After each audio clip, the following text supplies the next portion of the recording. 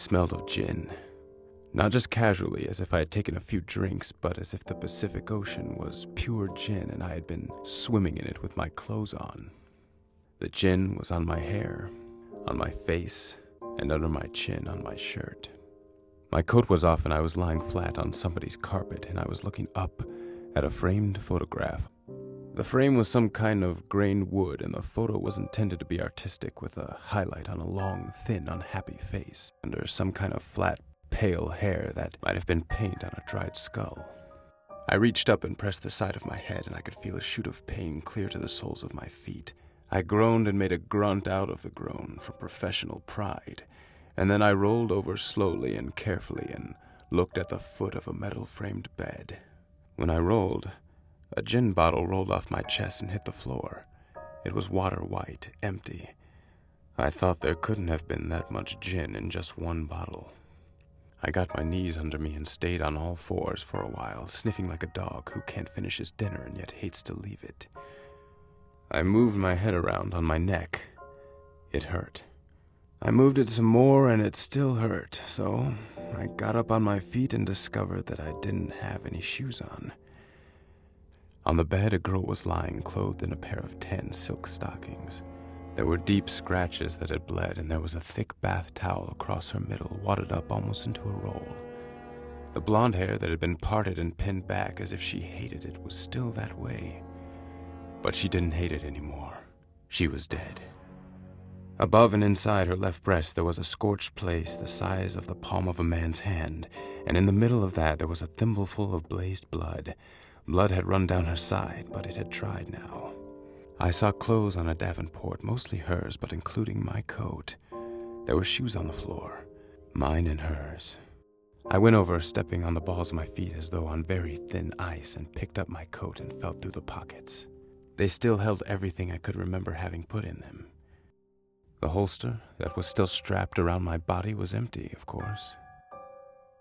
I put my shoes and coat on and went over to the bed and lifted the heavy bath towel. A gun fell out of it. My gun. I wiped some blood off the barrel, sniffed the muzzle for no reason at all, and quietly put the gun back under my arm. Heavy feet came along the corridor outside the apartment door and stopped. There was a mutter of voices, then somebody knocked, a quick, hard, impatient rapping. I looked at the door and wondered how long it would be before they tried it, and if the lock would be set so they could walk in, and if it wasn't set, how long it would take to get the manager up with a passkey if he wasn't already there. I was still wondering when a hand tried the door. It was locked. That was very funny. I almost laughed out loud.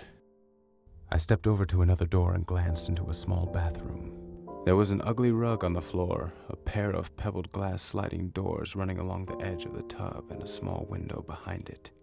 I eased the bathroom door shut quietly and stepped into the bathtub and pushed up the lower sash of the bathroom window. I put my head out and decided I could make the next window if I tried. I wondered if it was unlocked, and if I'd have time before they could get the door open. Behind me, beyond the closed bathroom door, the pounding was a little louder and harder, and a voice was growling out, "Open it up or we'll bust it in." That didn't mean anything. That was just routine cop stuff. They wouldn't break it down because they could get a key, and kicking that kind of door in without a fire axe is a lot of work and tough on the feet. I opened the window and squeezed out through it. I swung my body across to the window of the next apartment and kicked the glass in just over the catch. And then I reached back and shut the window I had come out of. They could have the fingerprints.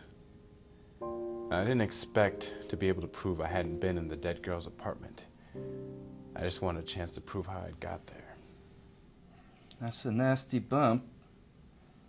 Seems like every time I see you, you've got another knot on the head. Nobody likes private dicks. Maybe you ought to get yourself a real job. So I guess you were sapped? I guess. So was the girl.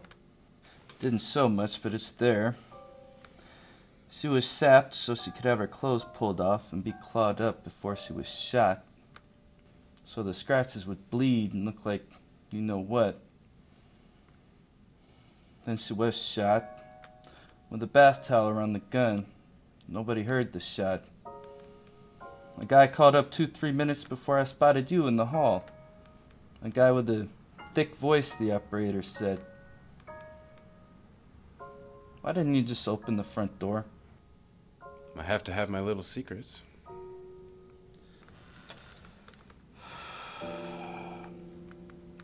If I was the killer, I wouldn't climb out the window and crash into the apartment next door and pretend to be the guy who lives there. And I wouldn't call the cops. There's a lot you wouldn't do. Neither did the killer. Except the last one, he called up. Those sex fiends do funny things. And I'm sitting here like a sap. While you, the only guy who knows the answers, won't tell me a damn thing. I don't know why someone would want to frame you. I don't even know who the dame was. A blonde I picked up in the bar of the Club Conread. No. She picked me up. No name or anything. No. She was tight. I helped her out into the air, and she asked me to take her away from there. And while I was putting her in my car, somebody sat me. I came to on the floor of the apartment, and the girl was dead. What were you doing in the bar of the Club Conread? Getting a haircut. What do you do in a bar? The blonde was tight, and she seemed scared about something. She threw a drink in the floor boss's face. I felt a little sorry for her. I always feel a little sorry for a blonde, too. I don't suppose you tell me who your client is? Who says I've got a client? Just thought I'd try.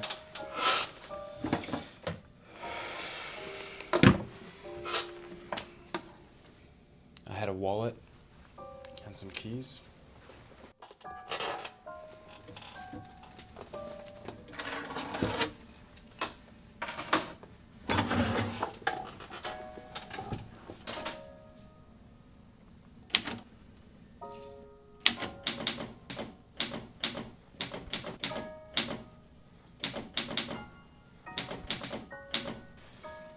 How's your wife? Getting older.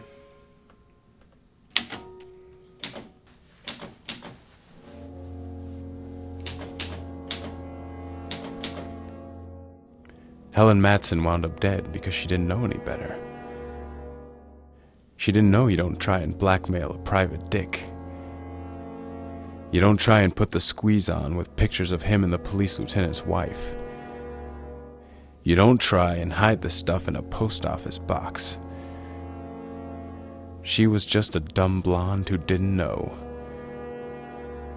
You don't blackmail anyone who can get away with murder.